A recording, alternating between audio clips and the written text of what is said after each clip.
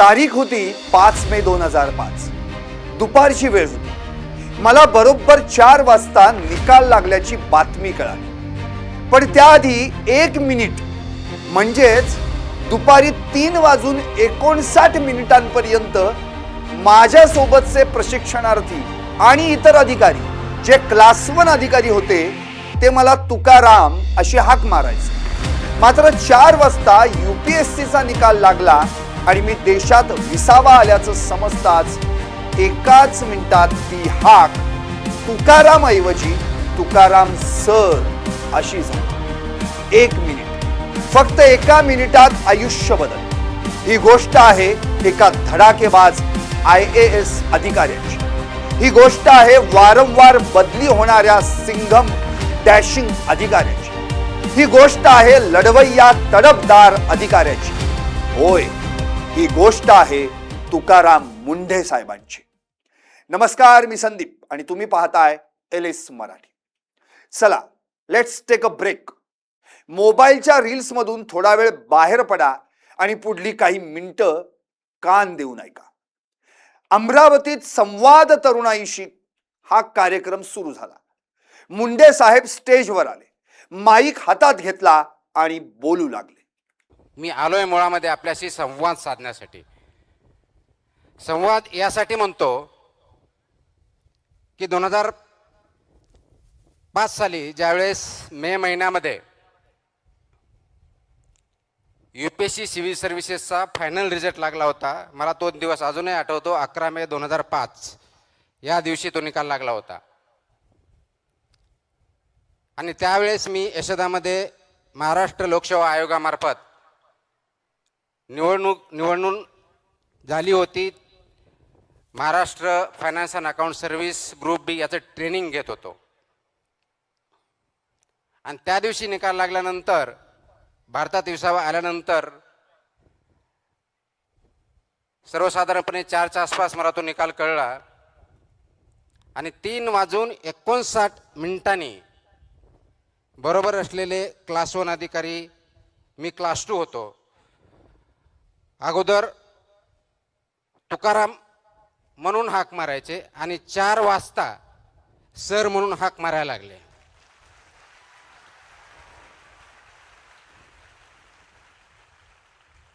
सांगायचा मुद्दा एवढाच आहे की एका सेकंदामध्ये, एका क्षणामध्ये समाजाचा तुमच्याकडे बघण्याचा दृष्टिकोन 360 डिग्री चेंज होतो.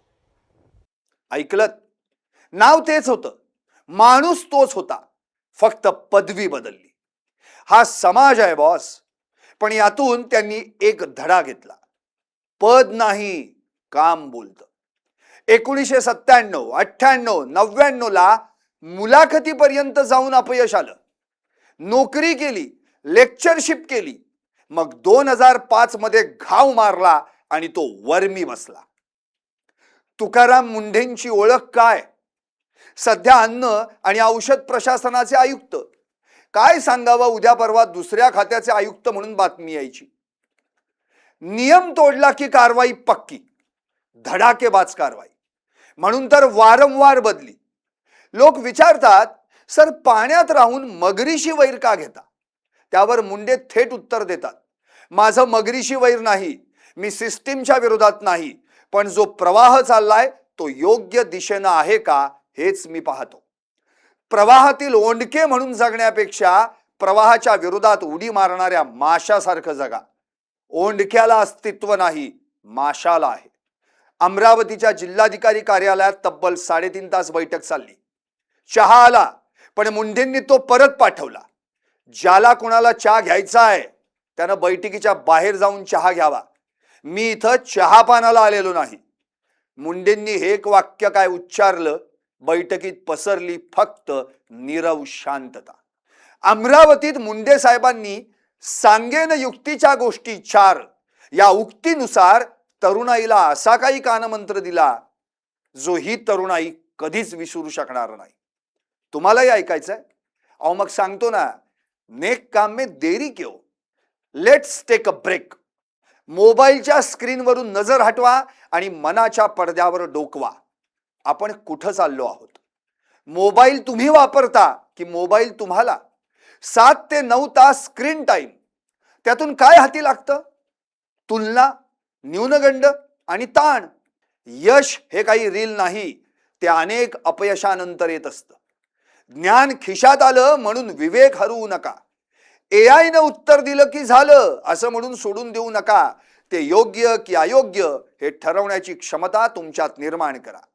तंत्रज्ञान साधन आहे मित्रांनो, साध्य नाही. आजकाल यशाची नवी व्याख्या बनत चालली आहे. मोठा पगार, बंगला, गाडी, छे छे, हे यश अजिबात असू शकत नाही. समाजाच्या जीवनात सकारात्मक बदल घडवणं हेच खरं यश. निव्वळ मतदान करणं म्हणजे लोकशाही नव्हे. त्यासाठी जागरूक नागरिक बना.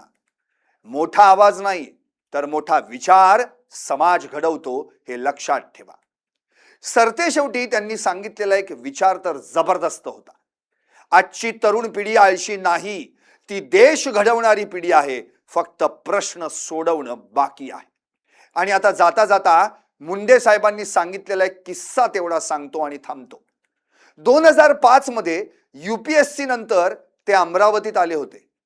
4थी-5वीतली एक विद्यार्थिनी कान देऊन त्यांचं भाषण ऐकत होती. ते भाषण ऐकून तिनं ठरवलं, मी पण UPSC करणार. आणि बघता बघता काही वर्षांनी तीच मुलगी IRS अधिकारी झाली. पण या किस्स्याचा शेवट करताना हे श्रेय माझं नाही, तिचं आणि तिच्या पालकांचं आहे असं म्हणून आपल्यातील विनम्रतेचं दर्शन घडवलं. थोडक्यात काय मित्रांनो, तुकाराम मुंढे यांनी शेवटी एकच सांगितलं, थांबा, विचार करा. गेल्या 20 वर्षात काय कमावलं, समाजाला काय दिलं आणि पुढच्या पिढीसाठी काय ठेवून जाणार. वाचन, लेखन, चिंतन, संवाद हीच खरी साधनं आहेत. पैसा गरज आहे, पण पैसा म्हणजे यश नाही. आता तुम्हाला प्रश्न मित्रांनो, तुम्हाला काय बनायचंय? प्रवाहासोबत वाहत जाणारा ओंडका की प्रवाहाच्या विरोधात उडी मारणारा मासा? कमेंट करून नक्की सांगा, ओंडका की मासा.